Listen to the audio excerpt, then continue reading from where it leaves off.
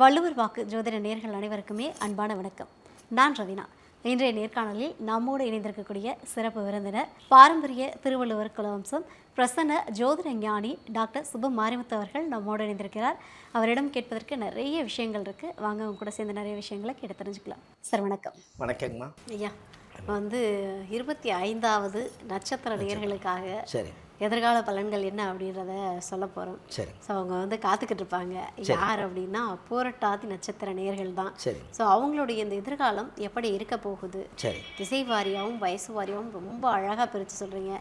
இவங்களுக்கும் சொல்லுங்கள், அவங்க இனிமேல் இது வரைக்கும் பிளான் பண்ணலனாலும் இனிமேல் இந்த வீடியோவை பார்த்துட்டு பிளான் பண்ணி அவங்க வாழ்க்கையை ரொம்ப அழகாக நகர்த்துவாங்க. கண்டிப்பாக இவங்களுடைய குணாதிசயங்கள் எப்படி இருக்கும், பூரட்டாதியோட எதிர்காலம் எப்படி இருக்கும். கண்டிப்பாங்க. அனைவருக்கும் வணக்கம். பாரம்பரிய திருவள்ளுவர் குல வம்சம் பிரசன்ன ஜோதிடர் சுப மாரிமுத்து திருப்பூர்லேருந்து இந்த பதிவு உங்களுக்காக. பூரட்டாதி நட்சத்திரம் இல்லைங்களாங்கம்மா? 25வது நட்சத்திரங்களா? 25வது நட்சத்திரம் பூரட்டாதி.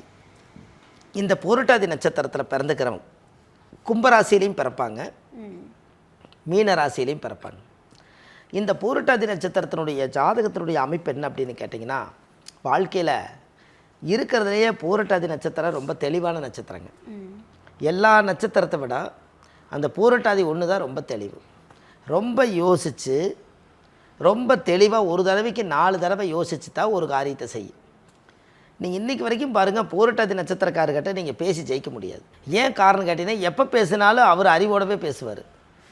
அவருக்கு தெளிவான விஷயங்கள் கிடைக்க வரைக்கும் அவர் தேடிக்கிட்டே இருப்பார். அவருக்கு கிடைச்சிருச்சுன்னா அமைதியாகிடுவார்.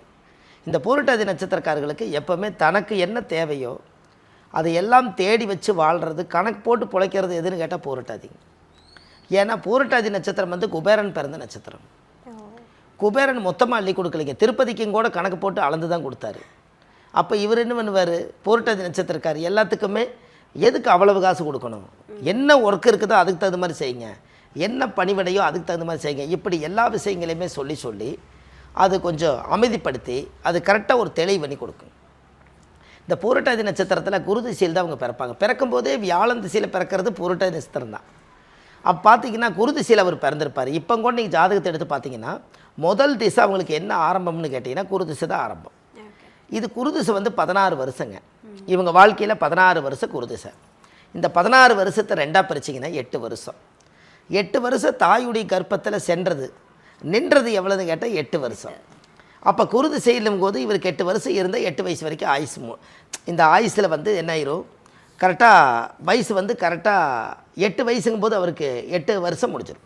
அந்த 8 வருஷம் முடிஞ்ச உடனே என்ன ஆயிரும் கேட்டிங்கன்னா, இந்த பூரட்டாதி நட்சத்திரக்காரர்களுக்கு மெயின் இவங்களுக்கு ஆயுள் ரொம்ப ஜாஸ்திங்க. ஏன்னா பூரட்டாதி இருக்கிறதுலையே குரு மகாதிசை, அது 16 ஆண்டு காலம் வாழ வேண்டிய வயசு. இதில் பார்த்திங்கன்னா அவருடைய பூரட்டாதி நட்சத்திரத்துக்கு கும்ப வீடாக இருக்கிறனால, சனி வீடாக இருக்கிறனால ஆயுள் பலம் ரொம்ப ஜாஸ்தி. ரெண்டாவது இன்னொரு விஷயம் என்னென்னு கேட்டிங்கன்னா, இவர் குரு திசை 8 வயசில் குரு திசை முடிஞ்சிடும். அப்போ சனி 19 வருஷங்க. அப்போ 19 ஒரு 8 27, 27 வயசுங்கும் போது இவர் கல்யாண வயசு. அப்போ இவர் குரு திசை முடிஞ்சு சனி திசை முடிஞ்சு புதன் திசை 17 வருஷங்க. இந்த 17 வயசு காலம், இந்த 17 வருஷ காலம் இதில் கொண்டு போய் சேர்த்துறீங்கன்னா கல்யாண காலமே புதன் திசை வந்தால் தான். அப்போ பாருங்கள், அப்போ என்ன வருது, குரு திசை 8 வருஷம் இருக்குது, சனி திசை 19 வருஷம், 19 8 27, 27 வயசுக்கு மேலே புதன் திசை வருங்க. குருக்கு அடுத்து சனி, சனிக்கு அடுத்து புதன். இந்த புதன் திசை 17 வருஷ காலம், இந்த 27 ஒரு 17 சேர்த்தோன்னீங்க, அப்போ 44 வயசு. இந்த 44 வயசுக்குள்ளே இவர் கல்யாணமெல்லாம் முடிஞ்சு, ஆணாக இருந்தாலும் சரி பெண்ணாக இருந்தாலும் இவங்களுக்கு கல்யாணம் முடிஞ்சிடும். குழந்தைகள் 2 குழந்தைங்க 3 குழந்தைங்க பிறந்துடும். அந்த குழந்தைகள்லாம் பிறந்ததுக்கப்புறம் 44 வயசுக்குள்ளே இவர் படித்து ஆளாகி பிள்ளைகளுக்கெல்லாம் ஒரு படிக்க வைக்கிற அளவுக்கு மனுஷனாகி இவருக்கு ஒரு வேலை வெட்டி எல்லாம் செஞ்சு ஒரு தகுதியுள்ள மனிதனாக மாறும்போது அவருக்கு வயசு 44 ஆயிரும். இந்த 44 வயசில் நல்லா அறக்க பறக்க பாடுபட வேண்டிய வயசு இல்லைங்களா? இப்போ போய் குபேரன் தூங்குன மாதிரி தூங்குனாருன்னா இவருக்கு எல்லாமே ரயில் போயிடும் இல்லைங்களா? அவர் பெரிய இலக்கு அடைய முடியாதலைங்கன்னு சுறுசுறுப்பாக இருந்து டயத்தை வேஸ்ட்டு பண்ணாமல் சோம்பேறித்தனம் இல்லாமல் வாழணும். இந்த கும்பராசி பூரட்டாதி நட்சத்திரமாக இருந்தாலும் கூட இவங்ககிட்ட ஒரு பழக்கம் இருக்குதுங்க. எந்த ஒரு விஷயமா இருந்தாலும் அசால்ட்டாக எடுத்துக்குவாங்க. எதுவாக இருந்தாலும் ரொம்ப நம்ம இங்கே அங்கமே பதற மாதிரி குதிப்போம். அவங்க அப்படியே சாதுவாக அவர் என்ன எதுக்கு குதிக்கிறாருன்னு ஆராய்ச்சி பண்ணுவார். ஆராய்ச்சி பண்ணி பொறுமையாக நிதானமாக இவருக்கு என்ன நம்பிக்கை இருக்குதோ, ஒரு பொருள் மேலே நம்பிக்கை வரணும்னா அவர் அதை போய் தொட்டு பார்த்துட்டு தான் நம்புவாருங்க. அதனால தான் கும்பம் அவ்வளோ சீக்கிரம் யாரையும் நம்பாது. நேராக வந்து இதுதான் ஃபோனுங்க, இதுதான் மைக்கு அப்படின்னு இங்கே கொண்டாங்க பார்க்கலாம், மைக்கு என்ன இதில் கரண்டெல்லாம் வருமா, இங்கே அலோன்னா பேசுமா, இதெல்லாம் ஆராய்ச்சி பண்ணுவார். இதை ஆராய்ச்சி பண்ணி அவர் வாழ்க்கையில் ஓ பரவாயில்ல அப்படின்னு. அப்போது அந்த கும்பராசிக்கு மட்டும் அந்த பவருங்க. இந்த கும்பம் வந்து வச்சு பொழைக்கி யாருக்கிட்டையும் அவ்வளோ சீக்கிரம் கை நீட்டி வாங்காது. சொந்த பந்தத்துக்கிட்ட கடன் வாங்காட்டியும் கூட கடனாவது வெளியில் வாங்கி வச்சுக்கான உறவுகிட்ட வாங்காது. ரெண்டாவது கும்பராசிக்கார் என்றைக்குமே பார்த்தீங்கன்னா உயர்ந்த உள்ளம், மேல் மாடி எடுத்ததுக்கப்புறம் யோகங்க. ஏன்னா கும்பம் என்பது யாரோட வீடுன்னா மேசத்துக்கு அது 11வது வீடு. 11 என்பது உயர்ந்த ஸ்தானம், இருக்கிறதுலையே உயர்வான மனிதர்கள். அதே போல் அவங்களாட்ட நல்லது செய்யறதுக்கு முடியாது. ஏன்னா ஆன்மீக பயணங்கள் அவங்களுக்கு நல்லாயிருக்கும். பூரட்டாதி நட்சத்திரம் குருடி நட்சத்திரம், விட்டு போன சாமியை கும்பிடுவாங்க, முன்னோர்களோட ஆசீர்வாதம் எங்கே இருக்குன்னு தேடுவாங்க. பூஜை புனுஷ்டானங்கள் யாக ஓமா அவங்க வீட்டில் நடந்துக்கிட்டே இருக்கும். கோவில் கும்பாபிஷேகம் பண்ணி வச்ச குடும்பமாக இருக்கும். அந்த குடும்பத்தில் மகாபாரதம் ராமயானம் படித்தவங்களாக இருப்பாங்க. இந்த மாதிரி எதோ வேலைகளெல்லாம் இவங்கெல்லாம் செய்து புண்ணியத்தை நிறைய சேர்த்தி வச்ச குடும்பமாக இருக்குங்கன்னு. இவங்க தாத்தா பாட்டி முப்பாட்டம் கொள்ளு பாட்டம் பாட்டம் போட்டன்னு சொல்கிறாங்க இல்லைங்களா, அவங்களுடைய புண்ணிய காரியமெல்லாம் இவங்களுக்கு சிறப்பாக இருக்குங்கன்னு. இதெல்லாம் பாருங்கள், வாழ்க்கையில் ஒரு பெரிய சிறப்பு என்னென்னு கேட்டிங்கன்னா, ஜாதக ரீதியாக நம்மளுடைய வாழ்க்கையில் பூரட்டாதி நட்சத்திரக்கார் தெளிவாக இருந்தால் மட்டும்தான் யாருக்கிட்டையும் ஏமாற மாட்டாங்க. அதனால் அவங்க அந்த தெளிவை தேடித்தாகணுங்க.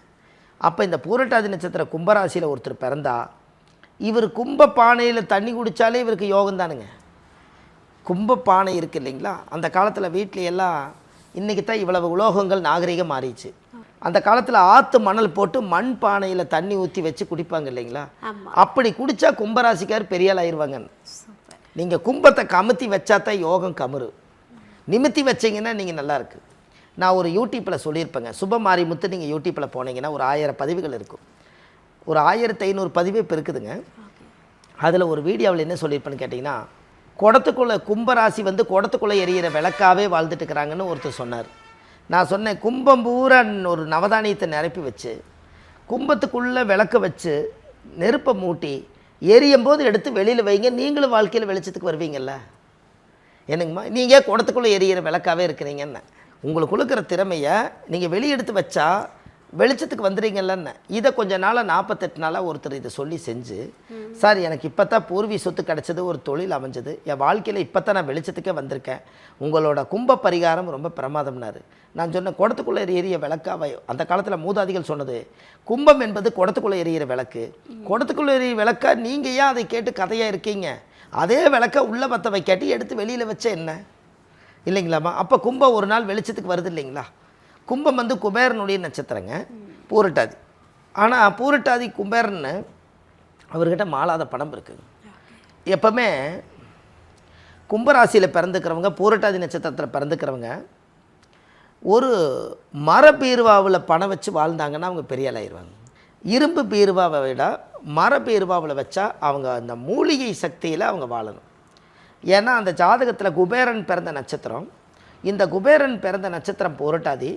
ஆனால் திருவோண நட்சத்திரத்தில் பெருமாள் பிறந்தார். இந்த பெருமாள் வந்து குபேரன் கிட்ட பணம் வாங்கித்தான் பெருமாள் வந்து காட்சி கொடுத்தாருன்னு ஒரு ஐதீகம் உண்டு. அப்போ இவர்கிட்ட இல்லைனாவது காசு வச்சுருப்பார். இப்போ ஏதோ ஒரு வழியில் ஒரு மாற்றம் வரும் இல்லைங்களா. அப்போ பூரட்டாதி நட்சத்திரத்தில் கரெக்டாக பிறந்தா குரு திசை முடிஞ்சு, சனி திசை முடிஞ்சு, புதன் திசை முடிஞ்சு, கே திசை முடிஞ்சு, அவருக்கு சுக்கரன் திசை தான் அவருக்கு ரிட்டையர்டுங்க. ஏனுங்க, சுக்கரன் திசையில் அவர் ரிட்டையர்டு 60 வயசுக்கு மேலே வந்துருங்கன்னு. அப்போ குரு வந்து ஒரு 8 வருஷம், சனி ஒரு 19, 19 8 27, புதன் ஒரு 17 44, கேது ஒரு 7 51, அப்போ கேது ஒரு 7, சுக்கரன் ஒரு 20ங்க. கிட்டத்தட்ட பார்த்தீங்கன்னா 50 ஒரு 70 வயசு வரைக்கும் அவருக்கு சுக்கரன் திசை யோகம்ங்கன்னு. அப்போ அவருக்கு சுக்கரன் திசை எப்போ வருது? 50 வயசுக்கு மேலே தான் வருதுங்கன்னு. அப்போ இந்த 50 வயசுக்கு மேலே அவர் கண்டிப்பாக ஒரு இடந்தடம் வாங்கி வீடு வாசல் கட்டி ஒரு தொழில் அமைச்சு அசுர வளர்ச்சிக்கு ஒரு யோகம் ஒரு முறை கடவுள் கொடுத்தே தீர்வார். அதுக்கப்புறம் பாருங்கள், அவங்க வாழ்க்கையில் ஒரு பெரிய மாற்றம் உருவாயிரும். அவங்க லைஃப்பில் நிறைய விஷயங்கள் நல்லது நடக்கும். நிறைய பேருக்கு அவங்க தர்மம் பண்ணாங்கன்னா கர்மங்கள் குறையுமா. தர்மம் நிறைய பண்ணணுங்க. இந்த பூரட்டாதி நட்சத்திரத்தில் கும்பராசியில் பிறந்தாலும் பானைக்குள்ளே காசு வச்சாலும் அவங்க பெரிய ஆளாயிருவாங்க. என்னங்கம்மா, கும்பம் அன்பு பானைக்குள்ளே காசு வச்சுருந்தாலும் அவங்க பெரிய ஆளாயிருவாங்க.